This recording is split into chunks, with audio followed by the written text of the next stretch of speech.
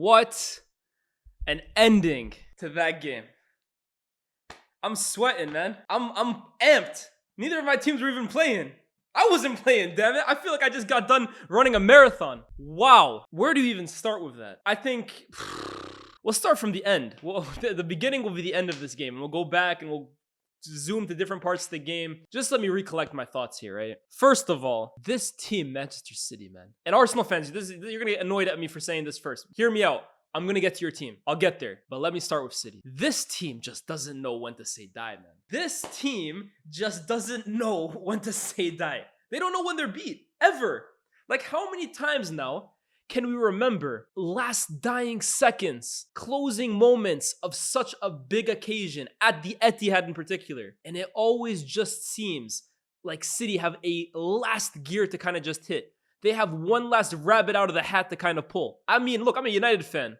Aguero will live with me till the day I die. You look at the Gundogan goals against Villa and that comeback. Like, it feels like they have these last-minute equalizers, these last-minute winners in the back of their pocket every single time. This is like 48 games unbeaten at the Etihad, and there's a reason why that's the case. Look, I feel for Arsenal here. I feel for Arsenal. I feel for Arsenal fans. Because what we saw in that second half was one of the greatest defensive performances in Premier League history that I've ever seen. And you're going to have people that don't want to give Arsenal credit here saying, oh, how can you praise them? All they did was just park the bus, blah, blah, blah. Let me tell you guys something, right? One of the most iconic performances defensively ever is Inter at the what's it called? At the Camp Nou against Barca in 09-10. And that's a game they lost, but because of away goals effectively, they ended up going through. They got exactly the result they needed. But I can't remember a single chance Inter created that game. Seriously, off the top of my head, I can't remember a single one. It felt like the entire game, it was just everybody in their own half. Everybody sinking and staying compact and triple teaming Messi if they had to and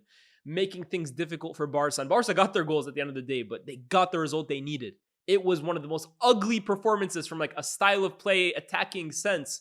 But it was just all backs to the wall. Defend with your lives. Be willing to die for your team and get away with a result. It wasn't pretty. It was parking the bus. It was vintage Jose. And we all praise it. And look, Arsenal didn't get the result that maybe they I mean, if you had told them before a game, 2-2, they probably would have bit your hand off. But at the end of the game, given the context, it will probably feel more like 2 points dropped than a point gained just because of how close they were to victory at the Etihad for the first time since, 2016. But man, that defensive performance was so spirited. 24 shots taken in that second half by Manchester City.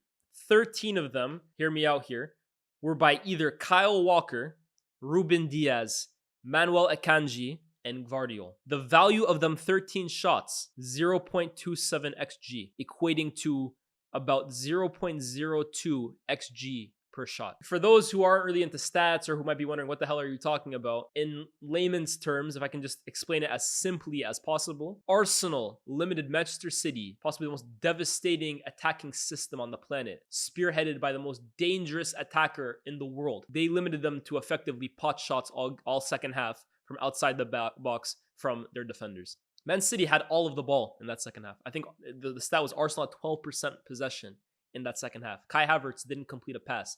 And if the stat apps are saying it correctly, neither did Jurrien Timber. Arsenal played that second half purely just to get out of there with a result. And the way they limited Manchester City until that very final moment is, for me, so admirable, man. Honestly. I was watching City, right? And this is a team that we've seen put 4 past Real Madrid a few years ago, destroy Bayern Munich, beat some of the best teams on the planet, and some of the worst ones as well, too, just bully them.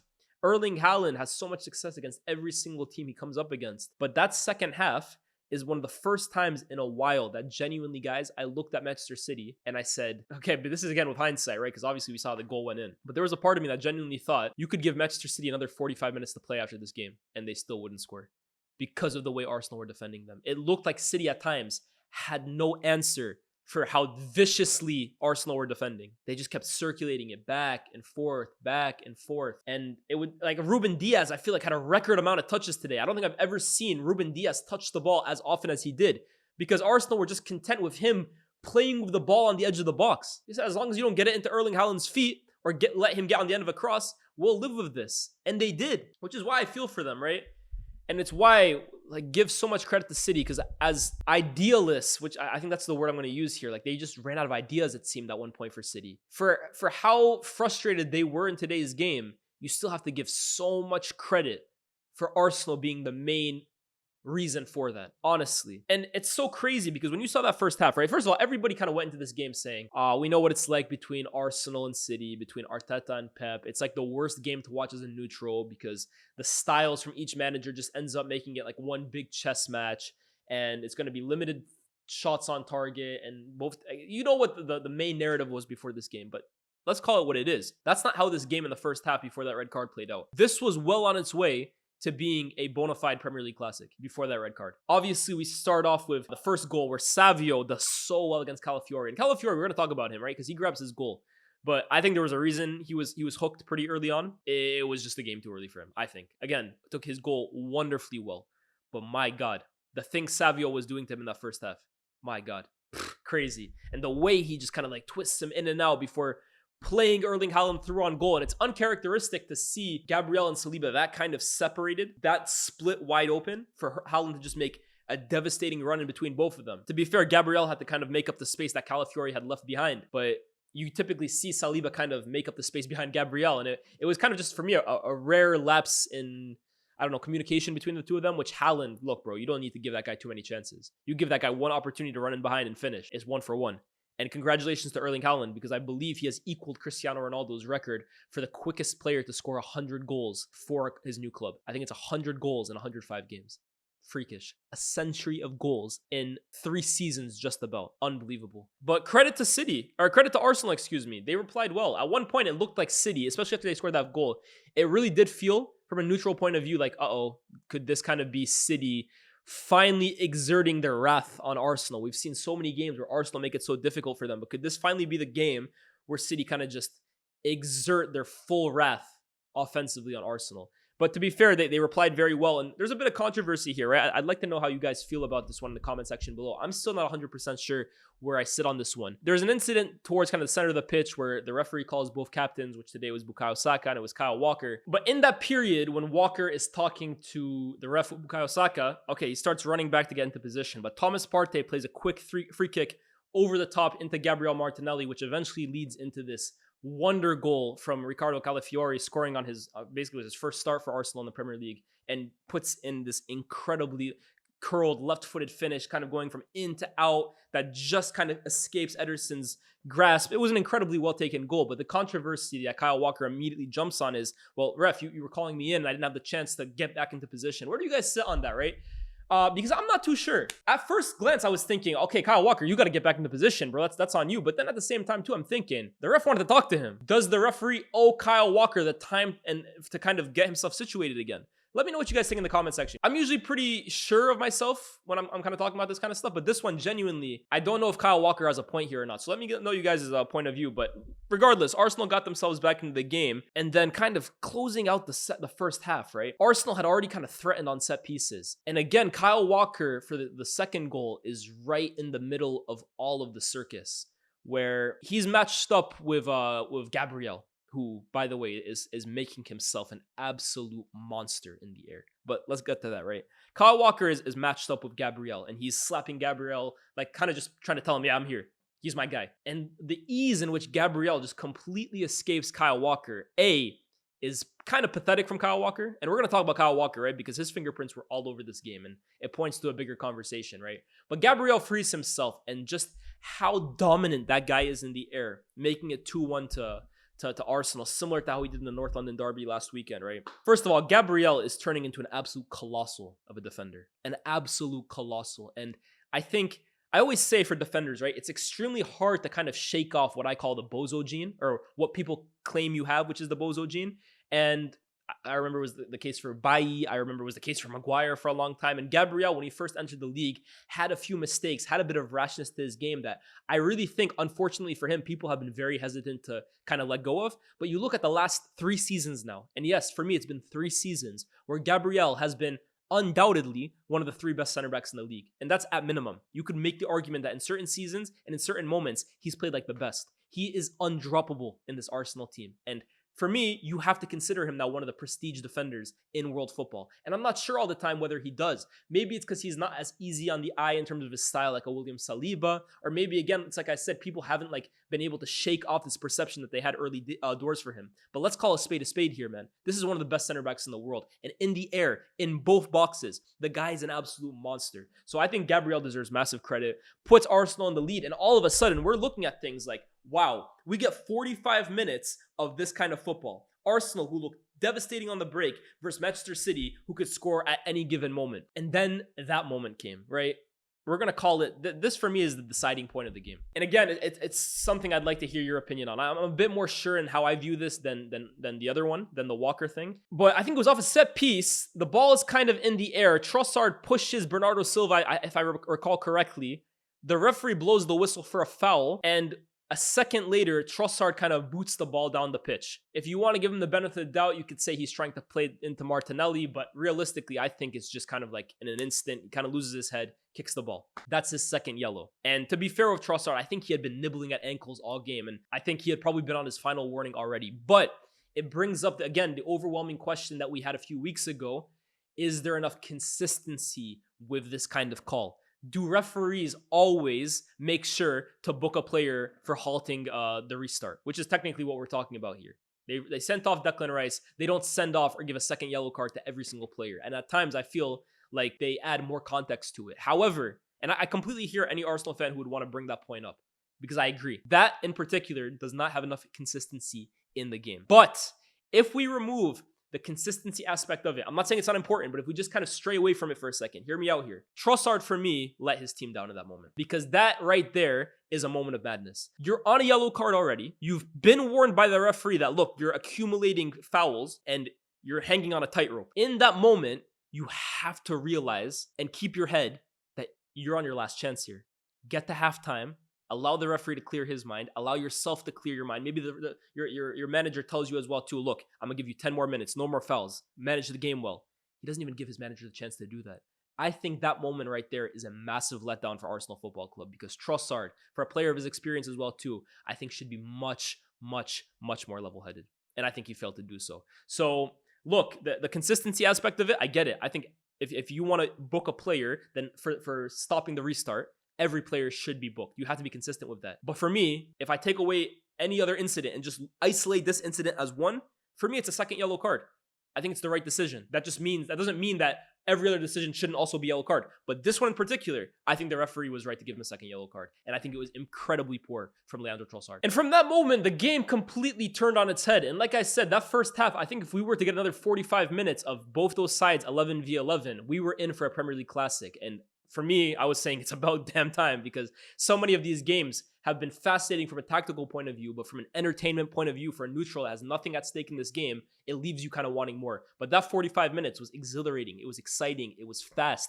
Arsenal looked like they could give City problems, vice versa. And like I said, I do think it's the correct decision, but I think it was a disappointing decision, because in the second half, you then saw an Arsenal team who immediately took off Bukayo Saka at halftime, by the way, who I think the claim is he was coming off of a knock. Regardless, he had to come off. But you basically saw a team that were playing the most vicious, deep block that you will see in modern football from a top team. It was ridiculous. It was ridiculous. And look, me personally, I'm going to be honest with you guys. I'm here for it. I'm here for it, man. Now, I don't kind of like the way Arsenal approached the game last year from, again, a neutral point of view, because I want to see the best teams kind of go at it. I understand why they did it. They have to get a result. But I like the way they approached the game today. But when you go down 10 men at the Etihad to Manchester City in the goal-scoring form that they entered this game in, I'm sorry, can anybody blame Mikel Arteta for going in with that tactic in the second half? At that point, it's fight or flight. If he didn't do that, Manchester City were probably going to batter Arsenal. So I thought it was the right decision to kind of go with that much more conservative fashion. And it was just fascinating from that point. Like, if you are a fan of the dark arts in football, if you're a fan of old school, nasty defensive football, this was the performance for you, man. This was the performance for you. And I have to say, right, I give such credit for Arsenal, honestly, because this is a team that over the last, I would say 20 years, because 20 years ago, we're even past the Invincibles now. The last 20 years, Arsenal fans have had to basically suffer watching their team unable to defend at a high level. Unable to. Arsenal of the late 2000s and early 2010s were a team that played beautiful football, The likes of Van Persie, Arshavin, Hleb, Fabregas, Nasri, etc., etc. Incredible on the eye, but the key words that I always used for Arsenal, up until a few seasons ago, I would say: no backbone, weak underbelly, soft mentality, the ease in which they could crumble, the manner, the hysterical manner in which they could completely self-destruct in kamikaze fashion at times. It was laughable, and it's ultimately why I almost went into every single season, and I say this even, I saw Arsenal come second in the league or third in the league a few times. I never really thought Arsenal were capable of winning the league because everyone knew when push comes to shove, these guys can be bullied. But the biggest thing that Mikel Arteta has done in reviving Arsenal's culture and returning Arsenal to amongst the top teams, not just in England, but in Europe, is making Arsenal mentally strong. Physically strong, defensively strong, but more importantly than anything, mentally strong. In that second half performance from Arsenal, yes, I know, technically they lost the second half even, but that second half performance right there encapsulated what the Mikel Arteta revolution at Arsenal has been all about. So look, Arsenal fans, you're going to be disappointed about this one, right? Because victory at the Etihad for the first time in almost 10 years was so close you could taste it. But you also have to look at this result in the grand scheme of things. Just like I said about the Atalanta result, right? On face value, it's a good result going away to Italy and getting a draw. But the performance and the context applied to it, it was poor. It was disappointing. This game, it's the opposite. Well, I don't even say that. Getting a draw at the Etihad in general is not a bad result. But again, the result on paper is great.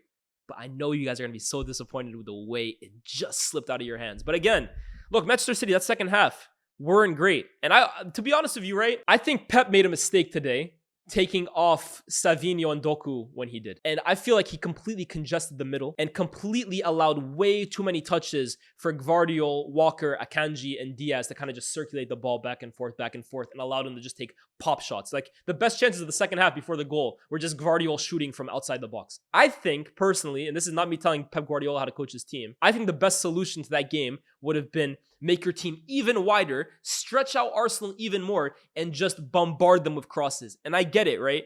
Raya is maybe, bar Alisson, the best cross-claiming goalkeeper in the league. He's that good. And when you have guys like Saliba and White and Declan Rice and Partey and Gabriel, giants, crossing it a million times into the box, more often than not, they're going to get away with it. But I feel like this was a game where, like, if you had just kept peppering them with crosses, low crosses, swooping crosses over the top, eventually you would have been more likely to get a solution than just giving the ball to Diaz and Akanji and Gvardiol and just hoping that they could strike from 40 yards out. That's the way I viewed it. And I actually felt bad for Pep here. I don't feel bad for him, right? Because his team is so talented that it should be next man up. But for the game that Kevin De Bruyne misses through injury to be this game, where for 45 minutes it was attack versus defense, to miss the greatest creator, or one of the greatest creators in Premier League history, a guy that can seemingly unlock any defense at a moment's notice. For this game, he must have been thinking, damn, what did I do to deserve this? Because this was a game that if anyone was going to unlock Arsenal's defense,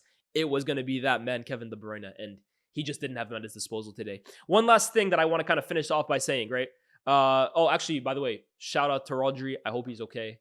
People are murmuring that it might be an ACL injury, and after a week in which he's basically come out saying that the Premier League plays, or footballers play way too many games in 2024. I know this wasn't necessarily a injury caused by fatigue. Maybe it was also impact as well too. But I feel for him, speedy recovery.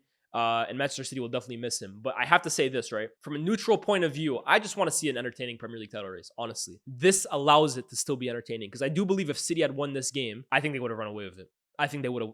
No disrespect to Arsenal, they will fight for this league till the last moment. But I think this would have been City's league to lose, personally. The fact that Arsenal could have won and came away with a draw adds intrigue. It adds suspense. It makes it still tight. It makes it that no team wants to drop points any week. And I'm really looking forward to it, man. From a neutral point of view, I think we're poised for an amazing Premier League title race. But yo, this game, man, exhausting. And if you're an Arsenal and City fan, let me know in the comments section down below. How are you guys feeling? City fans, you must feel like you got away with a win. Arsenal fans, this must feel like the closest thing to defeat. But I'm super interested in seeing what you guys have to say. That being said, we'll see you next time. Peace.